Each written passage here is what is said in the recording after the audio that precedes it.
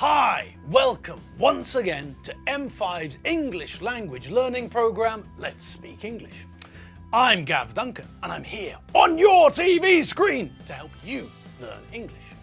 Now, are you sitting comfortably? Yes? Good. And are you ready for today's lesson?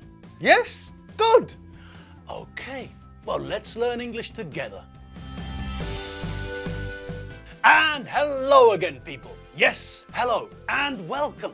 Welcome once more to the show. And it's a special day today, isn't it? Yes, you're darn tootin' that it is. And why, pray, is it such a special day? Yes, you're right. You're not wrong. You're right.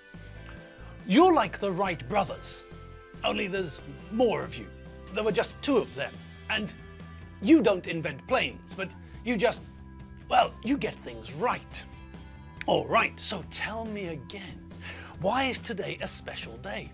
Yes, it's because today is Easter Monday. Hooray! And that means what? Well, that means that we're going to have to wait a little bit longer to catch up with the grammar recap that we started the week before last. That can wait, because it's time for us to think about Easter again. But no, there's something else too. This week, once again, we're starting another of our mega revision sessions. Yes, that's right. It's time for us to have another look at some of the weeks from the past. So, although we all know that it's Easter, we haven't got time to discuss all the normal things we think of when we think of Easter. No, it's time to have another look at what we saw in weeks 56 to 60. Hang on to your hats, 'cause here we go! Now, hang on a minute. Well, actually, now that I think about it, perhaps the hairiest, newest member of the team isn't Nigel. It could be Adam.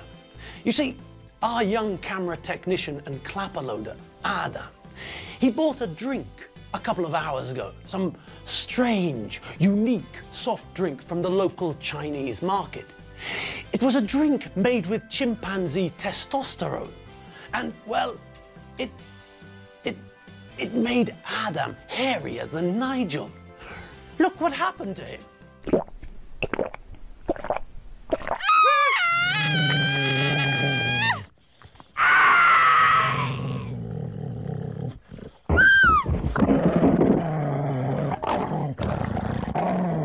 So, as you can see, there might be a bit of a problem here. The question we have to ask ourselves is this: who is the hairiest member of our team? Now, before we start to consider the answer to the question, let's think about the language we used in that question. Well, it's a question, isn't it? Yes, of course it's a question. For a start, it begins with a question word, the word who, which means that we're asking about a person. And yes, I know that Nigel's not a person, he's a guinea pig, but, well, when we're talking about our pets, the animals we keep at home, the animals we love, then we normally speak about them as though they were people too. Anyway, back to the analysis of the question. We can tell that it's a question because it starts with a question word and ends with a question mark. True. But if we look at the structure, the form of the sentence, then we can see that it's a question form from the form of the sentence, can't we?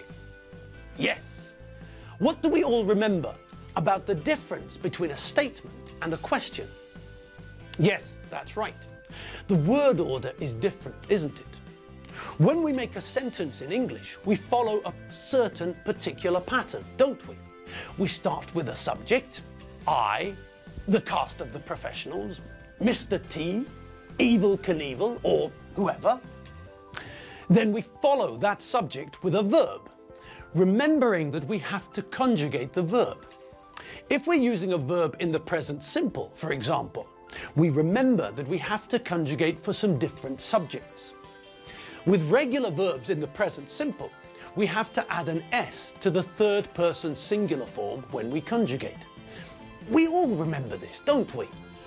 This means that although I like and you like, when we're talking about the third person singular, he, she, or it, we have to remember to add an S to the infinitive. He likes, she likes, and it likes. The plural forms don't change though. We like, you like, and they like. In the present simple, the only changes we have to worry about are the changes to the third person singular. Now, if the verb ends in ss, or sh, or ch, or x, then we have to remember to add es, not s, to the end of the infinitive when we're using the third person singular. This means that when we're making sentences with verbs like to pass, to toss, to crash, to wash, to do, to go, to catch, and to touch, we need to remember that we add es, not s, to the infinitive when we make sentences about the third person singular. He's a very selfless player. He always passes the ball. His brother is a very selfish player. He never passes the ball. That's why we don't win our football matches. The tennis umpire tosses a coin before the match to see who will serve first. My grandpa's a terrible driver. He crashes his car twice a week on average. But even if he's a very bad driver, he's very fussy about how his car looks. He washes his car every morning and every evening. She loves tennis. She goes to Wimbledon to see the tennis tournament every year. He's very lazy. When his family clean the house, he does nothing to help them. He's very frail. He catches a cold anytime someone in the country sneezes. He's so frail, he puts on rubber gloves before he touches the door handle. His sister isn't frail. She boxes. After her boxing matches, she relaxes in a sauna. So, as you can see from those example sentences, if the verb ends in ss, sh, o, ch, or x, then we have to remember to add es, not just s, to the infinitive when we're making a sentence about the third person singular. Okay, now what else do we remember about verbs in the present simple? Well, we all remember that the verb to be is irregular. With the verb to be, we don't have to worry about adding s or es to the third person singular because the verb to be is irregular. That means we have to learn the different forms of the verb for the different subjects. I am, you are, he is, she is, it is, we are, you are, they are. Okay, so that's not very difficult, is it? No, not really. When we want to make a sentence using the present simple form of the verb to be, we have to remember to watch out for the first person singular and the third person singular. All of the other forms of the verb are the same. They're all are. You are, we are, you are, and they are. It's only the first person singular, I, which is am, and the third person singular, he, she, and it, which are is. I am, he is, she is, and it is. Simple enough, really. Now, who remembers what happens with verbs which end in y? Well, as I'm sure you all remember, verbs which end in y fall into two separate categories. The first group are the verbs which end in vowel plus y, and the second group are the verbs which end in consonant plus y. And you all know what I'm going to ask you, don't you? Yes, who remembers what vowels and consonants are? Okay, I know you all do, but just to make sure, there are 5 vowels in the English language: A, E, I, O, and U. All of the other 26 letters in the English language, all of the remaining 21 letters are consonants. B, C, D, F, G, H, J, K, L, M, N, P, Q, R, S, T, V, W, X, Y, and Z. So, the first group are the verbs which end in vowel plus Y. These verbs are easy. In the third person singular, they add S. That's all. So, if we look at the verb to buy, for instance, every morning I buy something to drink, and every evening Alfredo Benchfield buys several pints of beer in the pub. And we can see the same pattern when we look at the verb to say. Mary Benchfield says hello to me when I see her in the street. I say hello back. Now, if the verb ends in consonant plus Y, then we all remember what we have to do, don't we? Yes, that's right. For verbs which end in consonant plus Y, we take the Y off the end of the infinitive and replace it with IES. We replace the Y with IES.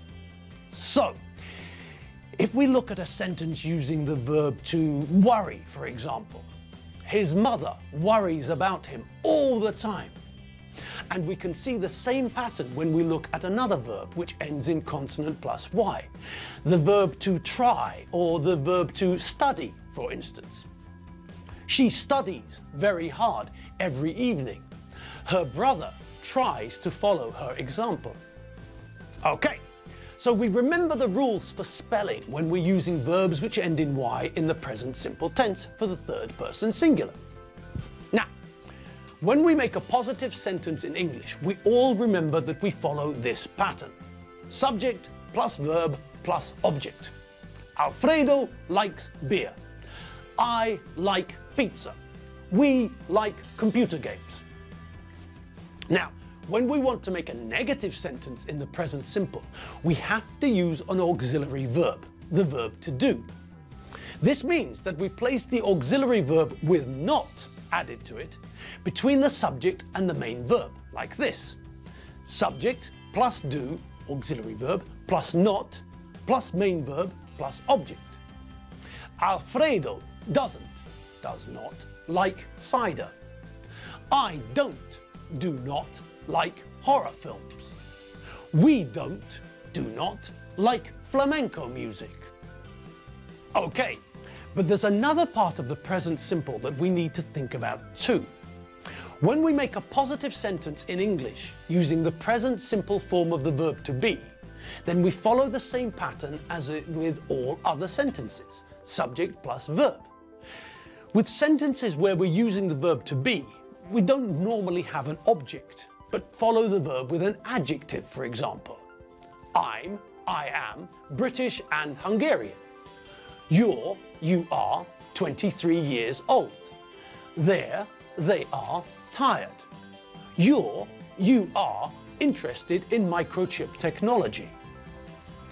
Now, when we consider how to make a sentence using the present simple form of the verb to be negative, then we don't use an auxiliary verb.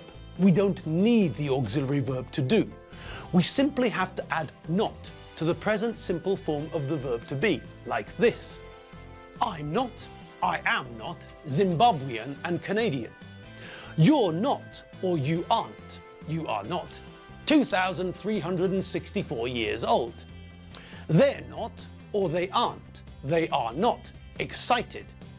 You're not, or you are not interested in bees. And on that note, it's time for us to leave. Yes, it's time for us to part. You're going that way, and I'm going this way. I'm going home for a coffee. And you?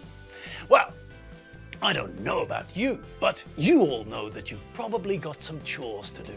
Walk the dog, feed the cat, speak to the parrot, and test the parrot's vocabulary. I'll see you all tomorrow, and tomorrow, once again, we'll have another look at some of the stuff we've seen together in the past few weeks. So, have something nice to drink, then have something nice to eat, and then get some rest. See you all tomorrow. See you later. Bye!